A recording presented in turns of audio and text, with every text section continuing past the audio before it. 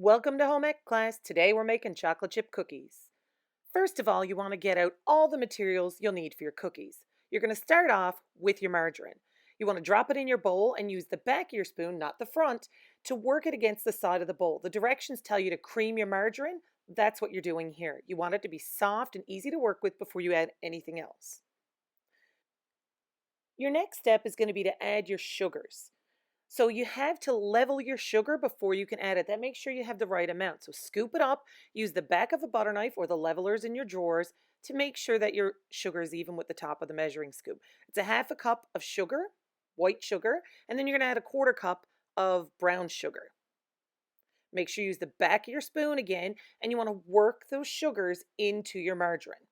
Now make sure you break up any lumps of brown sugar because those will be really not enjoyable if they bake into your cookies without being broken up. Now the next step is the one you guys are going to think is weird. We can't use eggs here in school, so we're going to use a quarter cup of unsweetened applesauce as an egg substitute.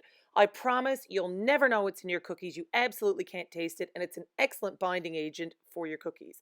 Quarter cup of applesauce, no sugar added, and then a teaspoon of vanilla, which gets stirred in, and those are what we call the wet ingredients in your cookie recipe.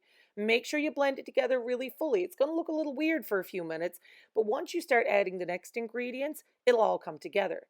Flour comes next. It's 1 cup of flour. You'll see I didn't have a 1 cup measure that was clean, so I used 2 half cups. I made sure to level. And then my baking soda and my salt, each a half teaspoon. Separate, clean utensils every time though. Don't stir too hard when you start off with your dry ingredients, your flour, soda, and salt, because you'll end up with flour all over the counter. Now, last, of course, you're looking at your chocolate chips. I like to use milk chocolate chips, but you can use semi-sweet chocolate chips, dark chocolate chips, even white chocolate chips or mint chocolate chips.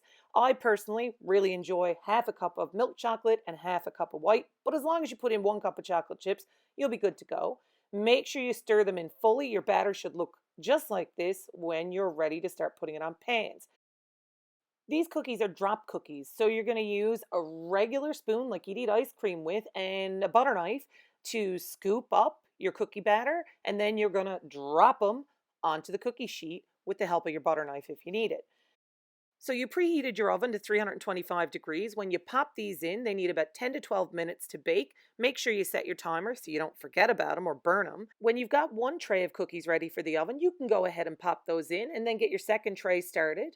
Add them on in as soon as you've got them ready. You have 2 racks in your oven. You might as well use them. When your cookies come out of the oven, they'll be super soft, so you need to let them set on the pan for 5 or 6 minutes before you take them off.